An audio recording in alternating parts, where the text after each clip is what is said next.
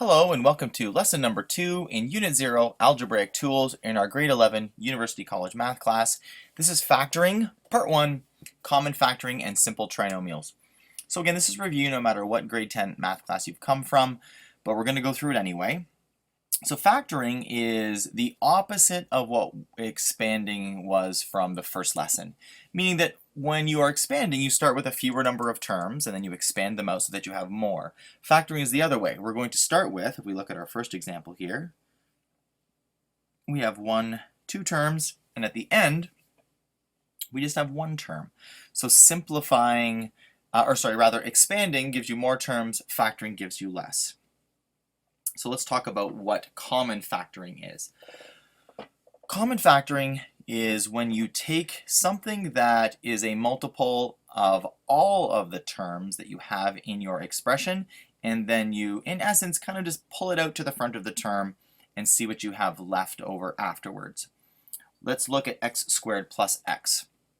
So we have x squared plus x. What is the greatest, so the GCF that I've written here, that stands for greatest common factor. So it's asking what is the largest number of everything and anything that we can factor or take out of both of those terms. Well, the first term is just x times x, so there's two x's there, and the second term is just 1x. So the greatest common factor to both terms is a single x. And when you factor an x, so this is what you get here. This is the greatest common factor. It gets relegated to the front. And then what we have here is sort of a bracket that has like two little dashes in it. Now those two little dashes, they refer to the fact that we had two terms at the beginning. And when I common factor something out, I'm going to have that same number of terms left in the resulting bracket, although it won't be technically a binomial anymore. So here's what goes through my head. Since x is my greatest common factor, what I ask myself is, x times what gets me back to my original x squared? And the answer, of course, is x. And then I do the same thing for the second term. X times what is going to get me back to x? Well, x times 1 gives me x. And that's how I figure out what goes into the remnant brackets that I've left over. Watching one, or I guess talking about one that's already filled out is hard. Let's have a look at one that I haven't filled in yet completely. So 2x minus 8, we're going to common factor this. The greatest common factor is going to be 2, in that 2 is the largest thing that is common to both the first and second terms. So you'll see I have some brackets set up here, two little dashes there for the 1, 2 terms that we had in our original expression.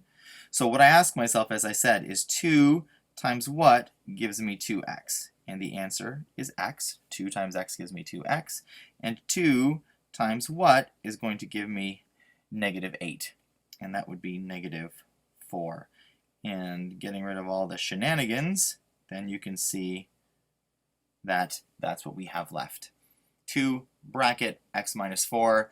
The greatest common factor is 2, and the resulting bracket that has had 2 factored out of it is x minus 4. And again, 2 terms at the beginning. This is one, well, that's an eraser. This is one big term. Oh, come on, highlighter. One big term at the end. Okay, let's try another one.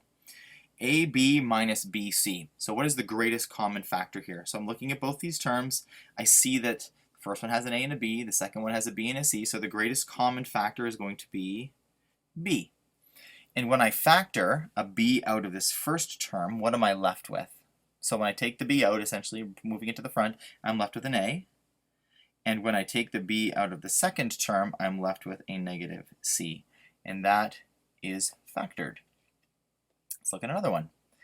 Again, the principle stays the same every time. Now it's just degrees of complexity. So if we have 9a cubed minus 12a, what's the greatest common factor? I like to look at the coefficients first. So we have a 9 and we have a 12.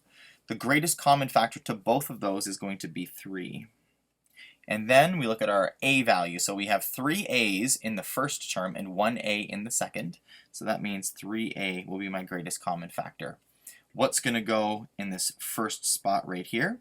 Well, 3 times what gives me 9? Well, that's 3.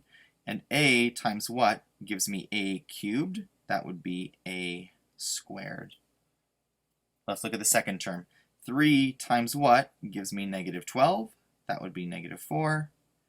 and and then a times what gives me a? Well, that's just going to be a 1. So I'm just not going to put anything down there. I could do 4 times 1, but it's redundant.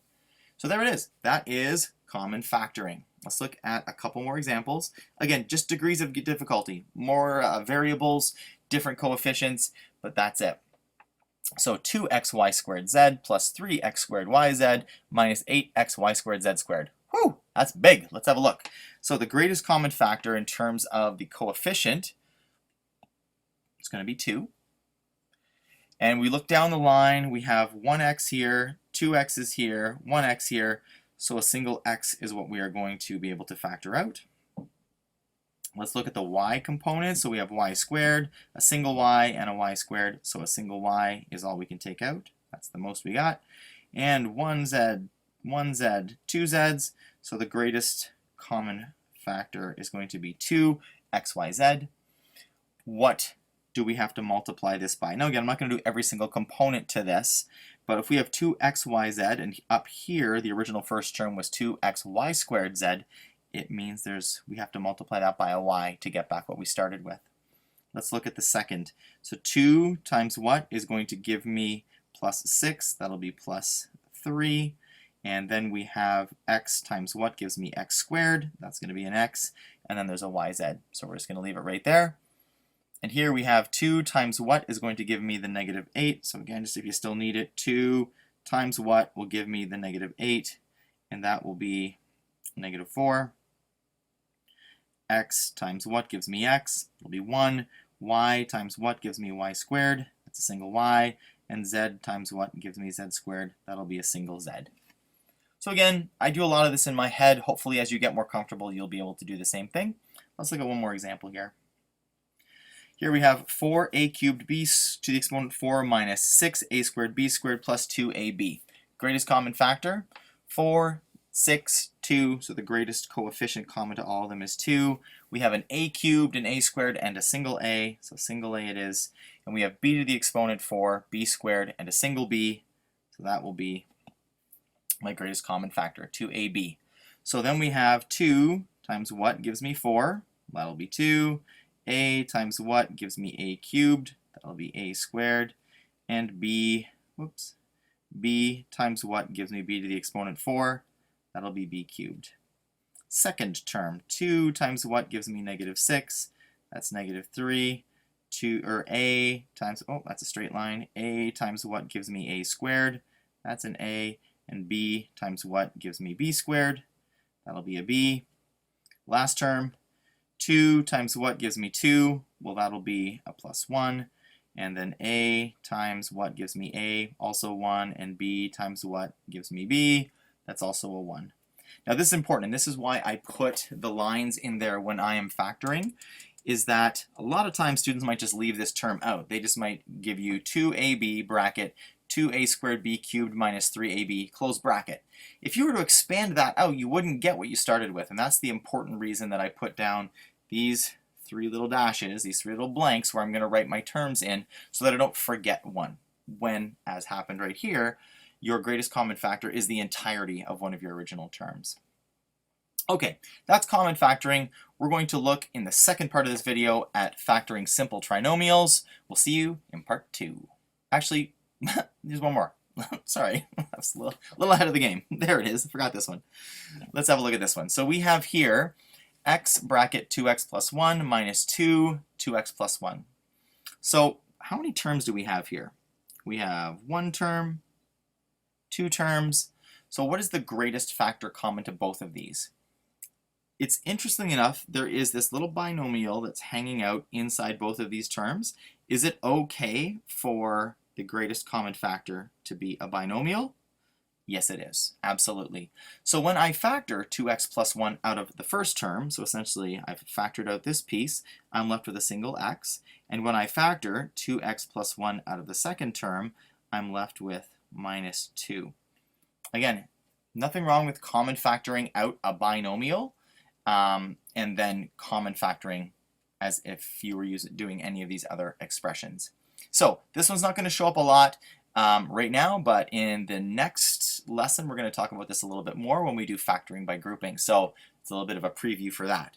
And now I'm going to stop the video, and when the second part comes around, we'll go over factoring simple trinomials. So now we'll see you in part 2.